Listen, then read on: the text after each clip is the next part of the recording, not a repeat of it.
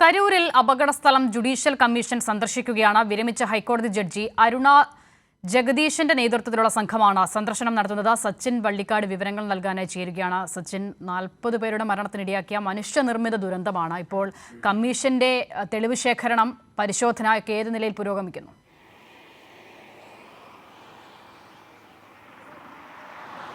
അസ്ത, ഇന്നലെയാണ് നാടിനെ നടുക്കിയ, രാജ്യത്തെ ആകെ നടുക്കിക്കൊണ്ട് കരൂരിൽ 40 പേർ മരിക്കുന്ന സാഹചര്യമുണ്ടായത്.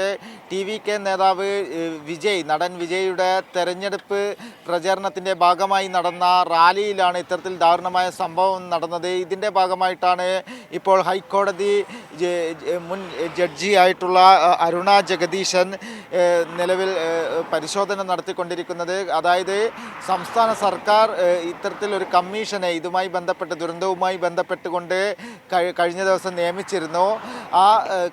അതിൻ്റെ ഹൈക്കോടതി ജഡ്ജിയായിട്ടുള്ള അരുണ ജഗദീശൻ്റെ നേതൃത്വത്തിലുള്ള സംഘമാണ് ഇപ്പോൾ അപകട സ്ഥലം സന്ദർശിച്ചുകൊണ്ട് പരിശോധന നടത്തുന്നത്. പ്രധാനമായും കരൂരിലെ വേലുച്ചാമിപുരത്തെ പ്രദേശം, അതായത് അപകടം നടന്നിട്ടുള്ള വേലുച്ചാമിപുരത്തെ പ്രദേശത്താണ് അരുണ ജഗദീശൻ്റെ നേതൃത്വത്തിൽ സംഘം പരിശോധന നടത്തിയത്. അവിടെ വെച്ചാണ് 40 പേർ ദാരുണമായി മരണപ്പെടുന്ന സ്ഥിതി ഉണ്ടായിട്ടുള്ളത്. പ്രധാനമായും വലിയ രീതിയിൽ ദാഹജലം പോലും കിട്ടാതെ വലഞ്ഞാണ് മരണം കാരണമെന്ന് കഴിഞ്ഞ ദിവസം പോലീസിൻ്റെ അടക്കം പ്രാഥമിക റിപ്പോർട്ടിലുണ്ടായിരുന്നു. ഇതിൻ്റെയൊക്കെ അടിസ്ഥാനത്തിൽ തന്നെയാണ് തമിഴ്നാട് സർക്കാർ ജുഡീഷ്യൽ കമ്മീഷനെ നിയമിച്ചത്.